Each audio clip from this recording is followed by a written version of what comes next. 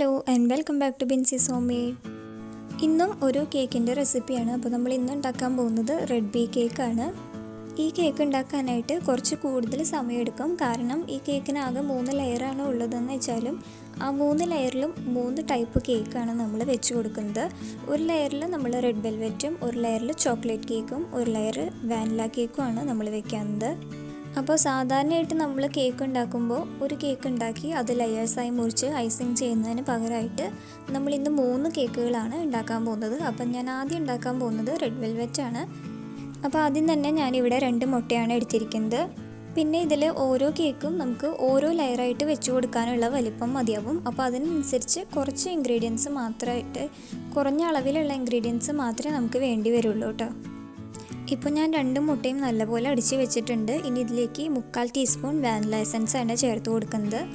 അതിൻ്റെ കൂടെ തന്നെ 1/2 കപ്പ് പൊടിച്ച പഞ്ചസാരയും കൂടി ഇപ്പോൾ ചേർക്കുന്നുണ്ട്.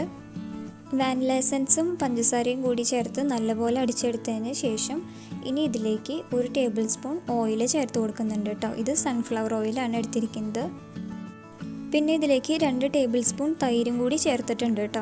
അപ്പോൾ നിങ്ങളുടെ അടുത്ത് തൈര് ഇല്ലയെന്നുണ്ടെങ്കിൽ നമുക്ക് ബട്ടർ മിൽക്ക് വീട്ടിൽ തന്നെ ഉണ്ടാക്കിയെടുക്കാൻ പറ്റും. 2 ടേബിൾ സ്പൂൺ പാലെടുത്തിട്ട് അതിലേക്ക് കുറച്ച് വിനാഗിരി ഒഴിച്ച് ഒരു 5 മിനിറ്റ് നേരത്തേക്ക് മാറ്റി വെച്ചാൽ മതി. അത് കഴിയുമ്പോൾ അത് റെഡിയായി കിട്ടും. അപ്പോൾ അങ്ങനെയാണെങ്കിൽ അത് ചേർത്താലും മതി കേട്ടോ. ഇനി ഇതിലേക്ക് നമുക്ക് റെഡ് ഫുഡ് കളർ ചേർത്ത് കൊടുക്കാം. ഞാനിപ്പോൾ ഇവിടെ എടുത്തിരിക്കുന്നത് മാജിക് കളേഴ്സിൻ്റെ മാജിക് റെഡ് എന്നുള്ള ഷെയ്ഡാണ്. 1-2 തുള്ളി മാത്രം ഒഴിച്ചു കൊടുത്താൽ മതി. അപ്പോൾ തന്നെ നല്ല കളറായി കിട്ടും.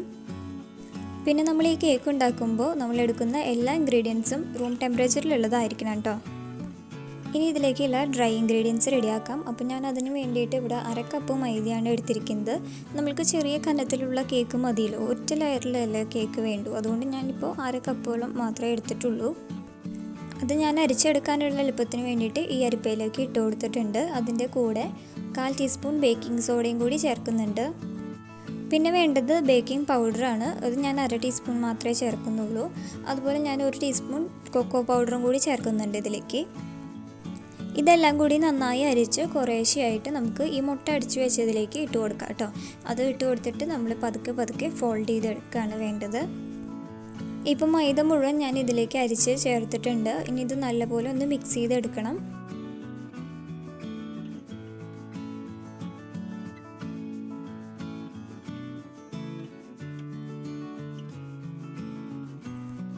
ഇപ്പോൾ റെഡ് വെൽവെറ്റിനുള്ള കേക്കിൻ്റെ മിക്സ് റെഡി ആയിട്ടുണ്ട്. ഇനി ഇതിൽ മധുരം ഒന്ന് ബാലൻസ് ചെയ്യാൻ വേണ്ടിയിട്ട് ഒരു 1/4 ടീസ്പൂൺ ഉപ്പും കൂടി ചേർക്കുന്നുണ്ട് കേട്ടോ. ഇനി നമുക്കിത് ബേക്ക് ചെയ്തെടുക്കാം. ഞാനിന്ന് കുക്കറിലാണ് ഇത് ബേക്ക് ചെയ്യുന്നത്. അപ്പോൾ കുക്കറിൽ ഞാൻ ഓൾറെഡി ഓയിൽ ബ്രഷ് ചെയ്തിട്ട് ബട്ടർ പേപ്പർ വെച്ച് കൊടുത്തിട്ടുണ്ട് കേട്ടോ. അതുപോലെ ബട്ടർ പേപ്പറിൻ്റെ മുകളിലും ഞാൻ കുറച്ച് ഓയിൽ ബ്രഷ് ചെയ്ത് കൊടുത്തിട്ടുണ്ട്. ഇതിലേക്ക് നമുക്ക് ഈ കേക്കിൻ്റെ ബാറ്റർ ഒഴിച്ച് കൊടുക്കാം. ഞാനിതിന് മുമ്പായിട്ട് ഒരു വാനില സ്പോഞ്ച് കേക്കിൻ്റെ റെസിപ്പി ഡീറ്റെയിൽ ആയിട്ട് നമ്മൾ കുക്കറിൽ ഉണ്ടാക്കുന്ന മോഡൽ കാണിച്ചിട്ടുണ്ടായിരുന്നു. അപ്പോൾ അതേ മെത്തേഡിൽ തന്നെയാണ് നമ്മൾ ഇന്നും കേക്ക് ബേക്ക് ചെയ്തെടുക്കാൻ പോകുന്നത്. അതുകൊണ്ട് ഞാൻ ഒരുപാട് ഡീറ്റെയിൽ ആയിട്ട് കാണിക്കുന്നില്ല. അപ്പോൾ വീഡിയോ ഒരുപാട് ലെങ്ത്ത് കൂടി പോകും. ഇത് കേക്ക് ബേക്ക് ചെയ്തെടുക്കുന്ന സമയത്തിന് മാത്രമേ കുറച്ച് വ്യത്യാസമുള്ളൂ. കാരണം ക്വാണ്ടിറ്റി കുറച്ചല്ലേ ഉള്ളൂ. അതുകൊണ്ട് സമയം കുറച്ച് മതിയാവും. 5 മിനിറ്റ് ഹൈ ഫ്ലെയിമിൽ പ്രീ ഹീറ്റ് ചെയ്തിട്ടുള്ള ഒരു നോൺ സ്റ്റിക്ക് പാനിൻ്റെ മുകളിലായിട്ട് ഈ കുക്കർ വെച്ച് കൊടുക്കുക. കുക്കർ അടച്ച് വെച്ചിട്ട് ഒരു 15 മുതൽ 20 മിനിറ്റ് വരെ ബേക്ക് ചെയ്തെടുത്താൽ മതിയാകും. പിന്നെ കുക്കർ അടയ്ക്കുന്ന സമയത്ത് അതിൻ്റെ വിസിലൊന്നും ഇട്ട് കൊടുക്കേണ്ട ആവശ്യമില്ല കേട്ടോ. ഇനി നമുക്ക് 2ാമത്തെ ലെയർ കേക്ക് ഉണ്ടാക്കിയെടുക്കാം. അപ്പോൾ ഞാൻ 2ാമത് ഉണ്ടാക്കാൻ പോകുന്നത് ചോക്ലേറ്റ് കേക്കാണ്. അപ്പോൾ അതിന് വേണ്ടിയിട്ട് വീണ്ടും ഞാനിവിടെ 2 മുട്ടയാണ് എടുത്തിരിക്കുന്നത്. അതിലേക്ക് 1 ടീസ്പൂൺ വാനില എസൻസ് ചേർത്ത് കൊടുക്കുന്നുണ്ട്. ഇനി മുട്ട നന്നായിട്ട് അടിച്ച് പതപ്പിച്ചെടുക്കാം. ഇനി ഇതിലേക്ക് ചേർക്കാൻ പോകുന്നത് 1/2 കപ്പ് പൊടിച്ച പഞ്ചസാരയാണ്.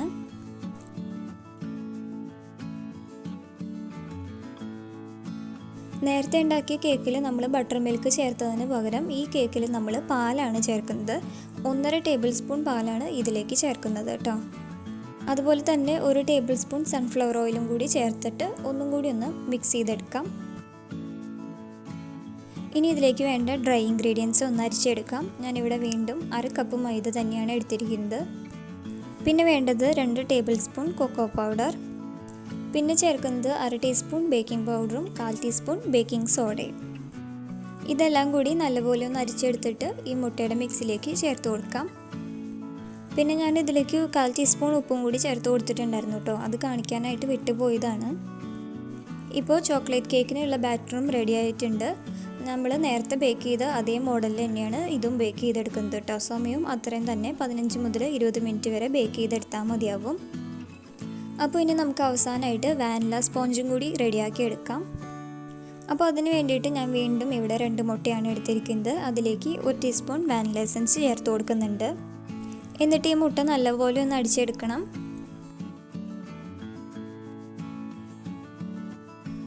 ഇപ്പോൾ മുട്ടയെല്ലാം നല്ലപോലെ അടിച്ച് പതപ്പിച്ചെടുത്തിട്ടുണ്ട്. ഇനി ഇതിലേക്ക് ചേർക്കാനുള്ളത് 1/2 കപ്പ് പൊടിച്ച പഞ്ചസാരയാണ്.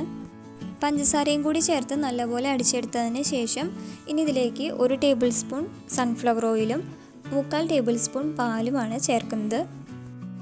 എല്ലാം കൂടി നല്ലപോലെ മിക്സ് ചെയ്തെടുത്തതിന് ശേഷം ഞാൻ ഇതിലേക്ക് 1/4 ടീസ്പൂൺ ഉപ്പും കൂടി ചേർത്തിട്ടുണ്ട്. പിന്നെ നമ്മൾ ഡ്രൈ ഇൻഗ്രീഡിയൻസിന് വേണ്ടിയിട്ട് വീണ്ടും 1/2 കപ്പ് മൈദ തന്നെയാണ് എടുത്തിരിക്കുന്നത്. ഇതിലേക്ക് 1/4 ടീസ്പൂൺ ബേക്കിംഗ് സോഡയും 1/2 ടീസ്പൂൺ ബേക്കിംഗ് പൗഡറും ചേർത്ത് കൊടുക്കുന്നുണ്ട്. ഇത് മൂന്നും കൂടി നല്ലപോലെ അടിച്ചെടുത്തിട്ട് മുട്ട അടിച്ചതിലേക്ക് ചേർത്ത് പതിയെ മിക്സ് ചെയ്തെടുക്കണം. അങ്ങനെ വാനില സ്പോഞ്ച് കേക്കിനുള്ള കേക്കിൻ്റെ മിക്സും റെഡി ആയിട്ടുണ്ട്. നമ്മൾ നേരത്തെ ചെയ്ത പോലെ തന്നെ കുക്കറിൽ വീണ്ടും ഞാൻ ഈ ബാറ്റർ ഒഴിച്ച് കൊടുത്തിട്ട് ബേക്ക് ചെയ്തെടുക്കുകയാണ്. 15 മുതൽ 20 മിനിറ്റ് വരെ കേട്ടോ. കറക്റ്റ് ടൈമിനുള്ളിൽ തന്നെ ബേക്കായി കിട്ടും. അങ്ങനെ 3 കേക്കും ഞാനിവിടെ ബേക്ക് ചെയ്തെടുത്തിട്ടുണ്ട്. ഇപ്പോൾ നിങ്ങൾക്ക് കാണുമ്പോൾ തന്നെ മനസ്സിലാവും കേക്കൊക്കെ വളരെ പെർഫെക്റ്റ് ആയിട്ട് തന്നെയാണ് ബേക്കായി വന്നിരിക്കുന്നത്. മുകൾ ഭാഗമൊക്കെ നല്ല ഫ്ലാറ്റ് ആയിട്ട് വന്നിട്ടുണ്ട്, ക്രാക്കുകളൊന്നുമില്ല. അതുപോലെ തന്നെ കേക്ക് വളരെ സോഫ്റ്റുമാണ് കേട്ടോ. നമ്മളിതുപോലെ കുക്കറിൽ ബേക്ക് ചെയ്തെടുക്കുകയാണെന്നുണ്ടെങ്കിൽ ഈ കേക്കിൻ്റെ അടിഭാഗം കരിഞ്ഞു പോകുമെന്നൊക്കെ കുറേ പേർക്ക് സംശയം ഉണ്ടാവും.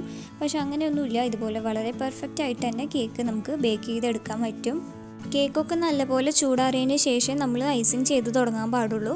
അപ്പോൾ ആ സമയം കൊണ്ട് ഞാൻ ഷുഗർ സിറപ്പ് റെഡിയാക്കി വെച്ചിട്ടുണ്ട്. അതുപോലെ വിപ്പിംഗ് ക്രീമും ഞാൻ ബീറ്റ് ചെയ്ത് വെച്ചിട്ടുണ്ട്. ഷുഗർ സിറപ്പ് റെഡിയാക്കാനായിട്ട് 1/2 കപ്പ് പഞ്ചസാരയും 1 കപ്പ് വെള്ളമാണ് എടുത്തിരിക്കുന്നത്.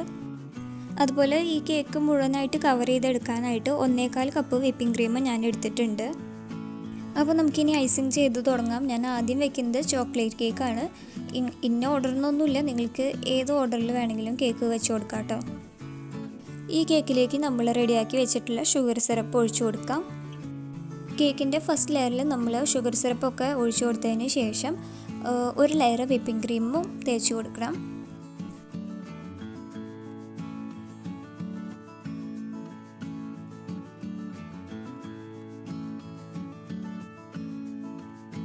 ഫസ്റ്റ് ലെയർ ഐസിങ് ചെയ്ത് കഴിയുമ്പോൾ ഞാനിവിടെ കുറച്ച് ചോക്കോ ചിപ്സ് ചേർത്ത് കൊടുക്കുന്നുണ്ട് കേട്ടോ. അപ്പോൾ നമ്മൾ കേക്ക് കഴിക്കുന്ന സമയത്ത് ഈ ചോക്കോ ചിപ്സും കൂടി കഴിക്കുമ്പോൾ നല്ലൊരു ടേസ്റ്റ് ആയിരിക്കും.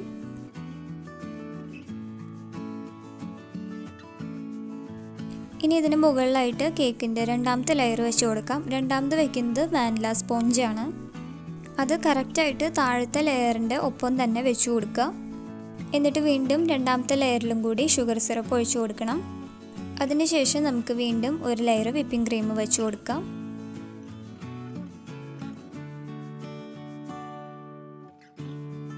ഇനി ഈ വിപ്പിംഗ് ക്രീമിന് മുകളിലായിട്ട് കുറച്ച് വൈറ്റ് ചോക്ലേറ്റ് ചിപ്സും കൂടി ചേർത്ത് കൊടുക്കുന്നുണ്ട്. ഇനി അവസാനത്തെ ലെയറും കൂടി വെച്ച് കൊടുക്കാം. അവസാനമായിട്ട് നമ്മൾ വയ്ക്കുന്നത് റെഡ് വെൽവെറ്റിൻ്റെ കേക്കാണ്. അതിലും ഞാൻ ഷുഗർ സിറപ്പ് ഒഴിച്ചു കൊടുത്തിട്ടുണ്ട്. നമുക്ക് ലാസ്റ്റായിട്ട് ഈ കേക്ക് മുഴുവനായിട്ട് വിപ്പിംഗ് ക്രീം കൊണ്ടൊന്ന് കവർ ചെയ്തെടുക്കണം. ഇനി കേക്കിൻ്റെ സൈഡിലൊക്കെ ഇതുപോലൊരു സ്ക്രാപ്പർ വെച്ചിട്ട് നല്ലപോലെ ഒന്ന് സ്മൂത്ത് ആക്കി കൊടുക്കുക.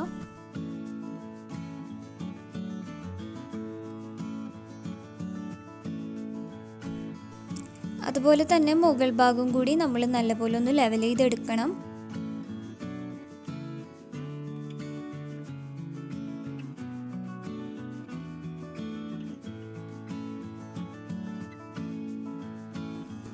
ഞാൻ ഈ കേക്കിൻ്റെ സൈഡിലായിട്ട് മറ്റേ സിക്സാക് ഷേപ്പിലുള്ള സ്ക്രാപ്പർ വെച്ചിട്ട് ഒന്ന് ഡിസൈൻ ചെയ്ത് കൊടുത്തിട്ടുണ്ട്. ഇനി കേക്ക് ഫുള്ളായിട്ട് കവർ ചെയ്തെടുക്കാനുള്ള ഒരു ഗ്ലേസും ഞാനിവിടെ റെഡിയാക്കി വെച്ചിട്ടുണ്ട്.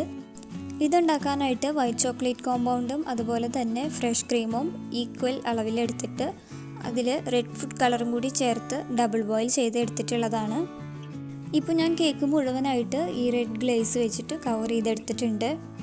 പിന്നെ കൂടുതൽ ഡെക്കറേഷനൊന്നും ഞാൻ ഡീറ്റെയിൽ ആയിട്ട് ഇവിടെ കാണിച്ചിട്ടില്ല കേട്ടോ. ഞാനിവിടെ മോൾ ഭാഗത്ത് കുറച്ച് ചോക്ലേറ്റിൻ്റെ ഫ്ലേക്സ് കുത്തി കൊടുത്തിട്ടുണ്ട്. അതുപോലെ തന്നെ സൈഡിലൊക്കെ ആയിട്ട് കുറച്ച് ഷുഗർ ബോൾസും വെച്ച് കൊടുത്തിട്ടുണ്ട്. അത്രയൊക്കെ തന്നെ ചെയ്തിട്ടുള്ളൂ. പിന്നെ ഇതൊരു ഓർഡർ കേക്ക് ആയതുകൊണ്ട് ഞാനിതിൽ പേര് എഴുതി കൊടുക്കാനായിട്ട് വിപ്പിംഗ് ക്രീമിൽ ചോക്ലേറ്റ് മിക്സ് ചെയ്തെടുത്തിട്ടുള്ളതാണ്. അപ്പോൾ എല്ലാവർക്കും ഇന്നത്തെ ഈ റെഡ് ബി കേക്കിൻ്റെ റെസിപ്പി ഇഷ്ടപ്പെട്ടെന്ന് വിചാരിക്കുന്നു.